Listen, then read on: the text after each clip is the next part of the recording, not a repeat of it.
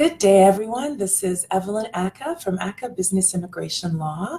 Welcome to our podcast called Ask Evelyn Ackah, Immigration Lawyer. And today we're going to talk about misrepresentation and document fraud and whether or not you've ever been refused a visa and all the complexities that come with answering the question, have you ever been refused a visa? I'm really pleased to be with you today as well on this Facebook Live, and we're going to talk about all things immigration. We're going to talk a little bit about the law around the regulations, the Immigration Act and regulations around what is considered misrepresentation. And hopefully we'll have some great questions that I can answer. So first and foremost, I think it's important that you understand that when you complete any application, forms, or provide information to the Canadian government, you must ensure that you are not misrepresenting, whether it's intentional or unintentional. You are responsible if there are errors in your application. No one else can be responsible, and you are the person that will also be at risk if you unintentionally or intentionally misrepresent. So I want you to be aware of that issue, okay? So first and foremost, you're responsible, and it's important that you take your time, work with professionals, review drafts over and over again to ensure that everything that is submitted on your behalf or that everything you submit is truthful, 100% truthful. So let's just get into this. Right now, you need to understand that Section 40 of the Immigration Refugee Protection Act defines misrepresentation as follows. A permanent resident or foreign national is inadmissible if you misrepresent, whether it's directly or indirectly misrepresenting or withholding material facts relevant to the application. It's really important to tell the truth. The other thing is that Section 16 of the Immigration Refugee Protection Act states that a person must answer all questions truthfully. This is the foundation of immigration in Canada, that you answer everything truthfully and you tell the truth and you ensure that there are no errors, because it's hard to go back and say, oh, I didn't know that was happening and I didn't see it, I just signed the form. You're responsible at the end of the day. So one of the things I want to talk about the most is about misrepresentation. Most times when we get a call from somebody, it usually is they've completed the application on their own. And then they've come back and now they made a mistake and they're calling us for assistance. It's very difficult after the fact to clean up a mistake that, even if it was unintentional, could affect the outcome of the application. Our role is always to ensure people tell the truth, and we always suggest that we immediately correspond with immigration and advise them of the oversight or the unintentional misrepresentation, and mea culpa, own it. Own your mistake, share the accurate information, and then it's in the hands of immigration whether or not to refuse your application or to allow you to proceed with the application, with the correction, of course. So it's very important. One of the things I see the most is with respect to the electronic travel authorization, the ETA.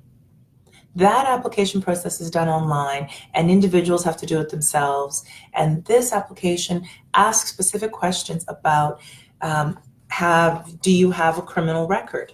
So let me just read you the actual language on the ETA. Says, have you ever been refused a visa or permit, denied entry to or ordered to leave Canada or any other country or territory? This is not just related to Canada, it's any other country or territory. And we receive a number of calls from people who indicate, no, I've never been refused a visa or anything from Canada. And they take it as only relating to Canada when it actually refers to or any other country or territory. So when you make this mistake, it affects your application significantly, because you've essentially misrepresented. You've lied if you say, no, I've never been refused a visa from Canada, but yet you may have been refused a visa from the United States or from any other country. The government of Canada knows that what the answer is when they ask you the question. So you must always tell the truth. One of the other questions on the electronic travel authorization is, have you ever committed, been arrested for, been charged with, or convicted of any criminal offense in any country? It's very important that you tell the truth, because again, they can find the answer. And if they find that you answer incorrectly or don't reveal every aspect of answering that question, you will be barred from coming to Canada. They will refuse your electronic travel authorization because they will know that you did not tell the truth. It's very, very, very important. Again, a misrepresentation, the fines and the penalties for misrepresentation can be serious. It can be a bar of 5 years, where you cannot come to Canada or even apply for anything, whether it's a visitor, worker, permanent residence. You cannot come to Canada, or a $100,000 fine or imprisonment. The government of Canada takes misrepresentation very seriously, and so should you. The question of, have you ever been refused a visa in Canada or any other country? You must read carefully. After the fact, it's very difficult to go back. And right now I have to say that we're in a situation where somebody came to us and they told us that they had inadvertently made a mistake in answering the question about their visa refusal from another country. And we had to then, we appealed in the sense that we wrote and we explained what had happened on behalf of our client. And it has been now many months and we are still waiting for a decision, because the government takes it very seriously. They may refuse the application outright, but it has now been in process for probably 4 months while we are waiting for a decision to the mea culpa. We are so sorry. I didn't read the question carefully. Even if it's such an innocent mistake, the consequences are significant for you. So you must tell the truth at all times. That is the message here. So some of the ways where you can be considered inadmissible or misrepresenting the truth would be related to, if you provide information to Immigration, Refugee and Citizenship Canada or the Border Services that is inconsistent, inaccurate, or incomplete, and that as a result of that can induce an error in the administration of the act. So for instance, if they give you an approval based on something that's incorrect, that's considered misrepresentation. And when they find out, the consequences, as I've outlined earlier, are significant, up to $100,000 or jail time or a bar of 5 years. Withholding material facts from immigration that are relevant, being sponsored by an individual who has been found to be inadmissible for misrepresentation, following a decision, then making fake claims or using fake documents. This is very, very serious. So what I want to talk about too today is the case of marriage fraud. We do a lot of spousal sponsorships, and for me, the test has to be, I call it the smell test. It has to smell truthful to me. I have to believe that this relationship is legitimate. I need to see all the paperwork, the pictures, the story of their relationship, how many years they've been together, how much travel they've done back and forth or together, in order for me to be satisfied that this is a legitimate and honest relationship that is a marriage or a spousal relationship of common law. And so for me, we had a case where somebody came to us, and this is a file that I ended up doing pro bono because I just felt so badly for the individual. But the individual came, they had used a previous lawyer, I think it was actually an immigration consultant, and this person didn't review any of the application forms that was submitted. Unfortunately, she wasn't able to read very well. And so she was relying on the individual to complete the form truthfully. And so the person completed the form, and there was a mistake in the form that led to a misrepresentation determination. Something in the form was not completed accurately. She knew it, but she couldn't read it. And he knew it, and he submitted it. So when she came to me, she and her husband had been married, but yet they had a 5-year ban. So for 5 years, she had to travel back and forth to visit him in the home country because he could not come to Canada as a permanent resident. That was significant. So at the time that we were getting close to the 5-year ban being removed, she came to me and she asked if I would assist. She'd given all her money to the previous advisor to get this negative outcome. And so we waited until the time had come and we resubmitted, we redid the application, as I said. And I'm very happy to say that he's now here in Canada and they're together and, you know, life goes on and they're happy, and he's almost at the stage now of applying for citizenship. So this shows you the impact of whether it's direct or indirect, whether you know or you don't know. The government assumes that when you submit an application, you're responsible for knowing that everything that you declare and complete on the form is truthful. So that's a case of inconsistent paperwork that, when it's found out, can lead to misrepresentation. Another case around marriage fraud can be related to a marriage of convenience. What if somebody ends up getting married and they want to support somebody to come for permanent residence, but they're actually not truly in a relationship? That is a clear misrepresentation, and it can lead to significant penalties. So what if you find out you marry somebody and you think it's for love, and then they come here and they abandon you the minute they get here? Or you find out that they only married you to come to Canada.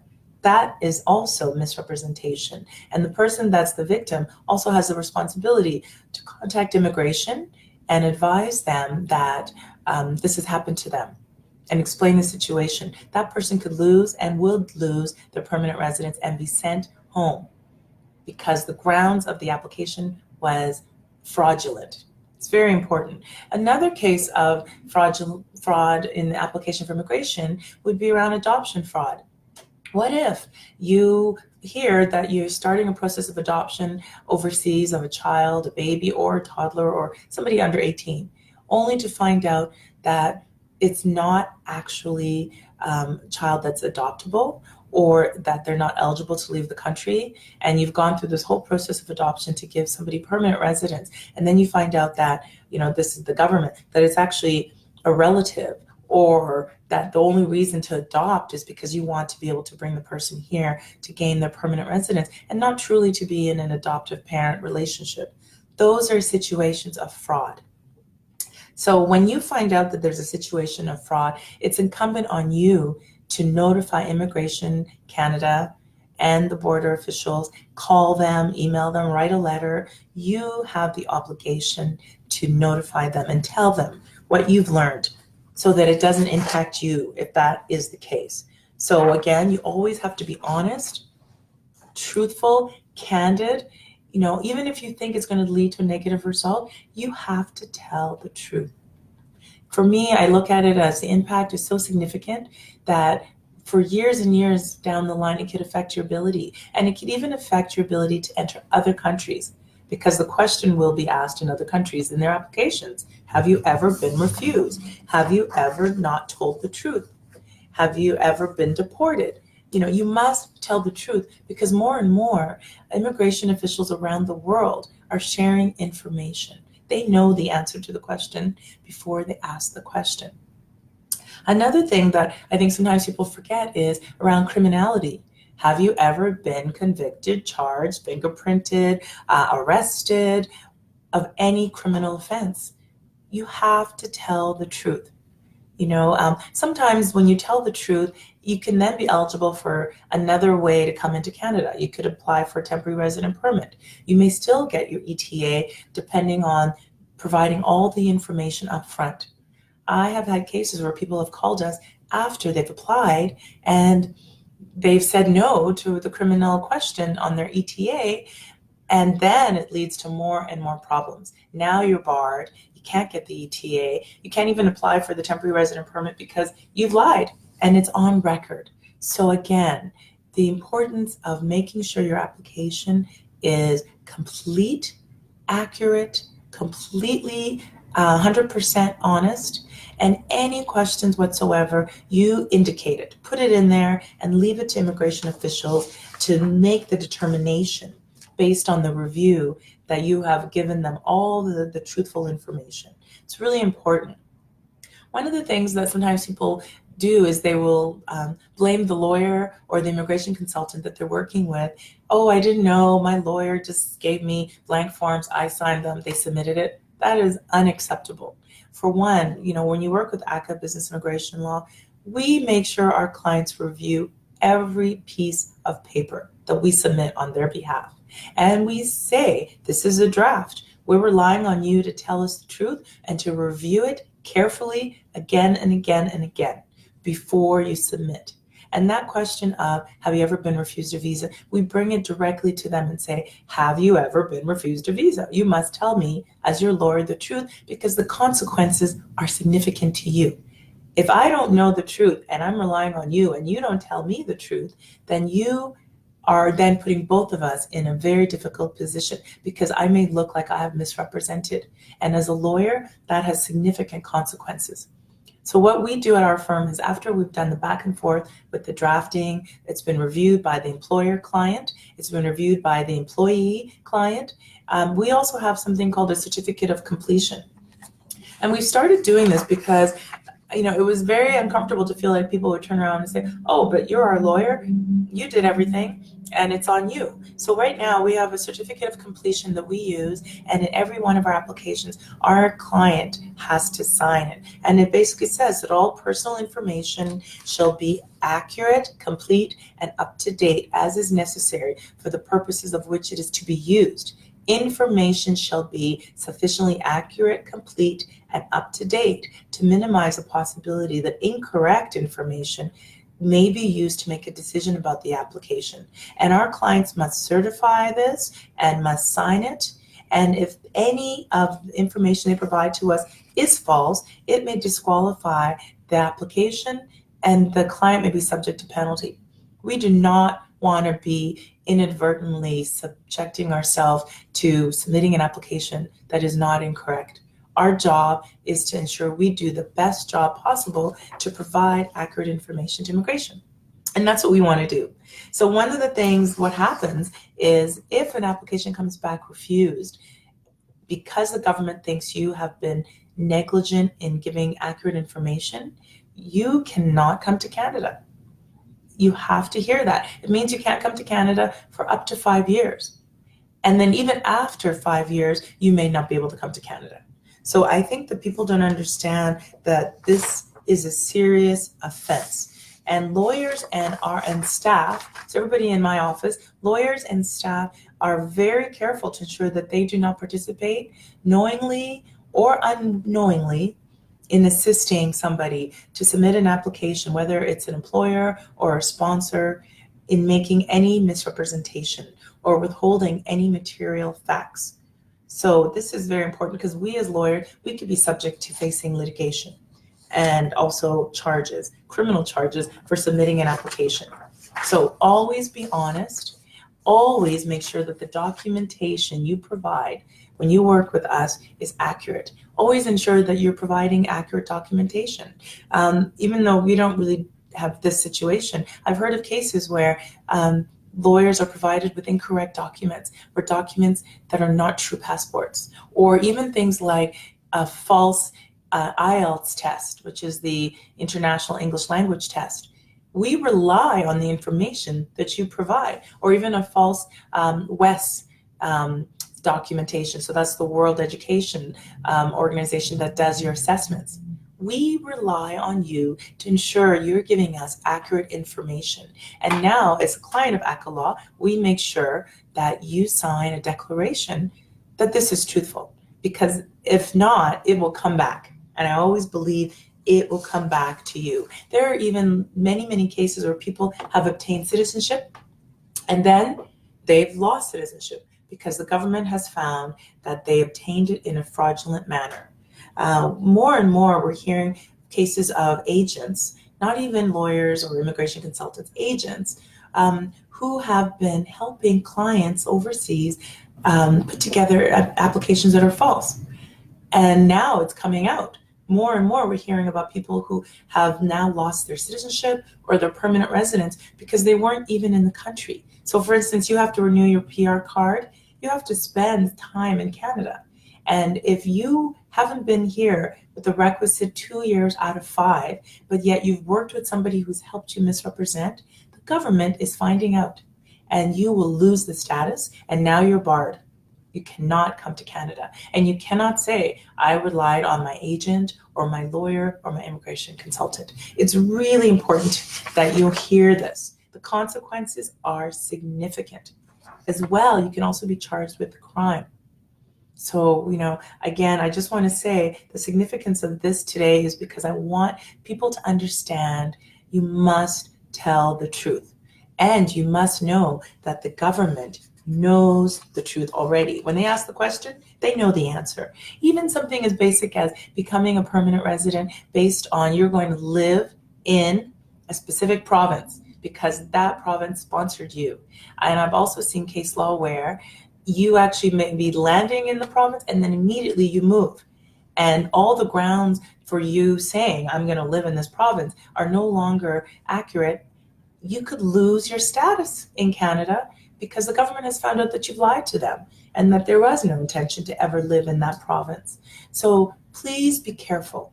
If it sounds too good to be true, the person that's saying, oh, I can do all these great things for you and I guarantee you're going to get your status, be careful, because if it sounds too good, it's too good and it's probably not correct. Do your due diligence and make sure that you're not taking shortcuts and that the person you're working with is regulated. You can search them online, whether they're a member of the Law Society, it's across the country, or they're a member of the Regulated Immigration Consultants Association. You can search and make sure you're working with somebody who's reputable. I also recommend that you get references. Check first. Ask for references. When clients ask us for references, we are happy to provide them, and we put them in touch with other clients that they can work with. It's really important to know you're doing things right, and that you're working with somebody who is doing things right and is focused on accuracy. It's very difficult to go back. So just to wrap up here, I want to impart upon you that there is value in working with a lawyer. That's it. In our office, we review everything over and over and over and over. And if we don't feel that it is a strong application or that it is a truthful application, we let you know and we will not work with you. It's not worth it to us to ruin our positive reputation by doing something and taking shortcuts or working with a client that we don't trust. So once you work with us, we trust you, we make you sign our certificate of completion and accuracy, and we need to know that we have trust between us.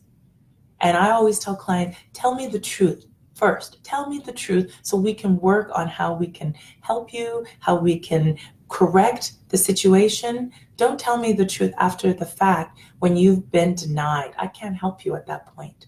So please, I hope you hear this, and I hope that this message is loud and clear, that we do not want misrepresentation for you. Our job is to help you move to Canada, to smooth the way to Canada as quickly as possible and as truthfully as possible so you can start your new life here. Let's do it together and let's do it right. I hope this has been helpful. If you have any questions at all on immigration, if you'd like to discuss a file before you apply, or something has happened and you want to talk to me after you've applied, feel free to contact us at ackahlaw.com, or you can reach us at 403-452-9515. I hope you have a wonderful day. Thank you for listening to my podcast, and I look forward to another great discussion with you in the future. Take care. Bye-bye.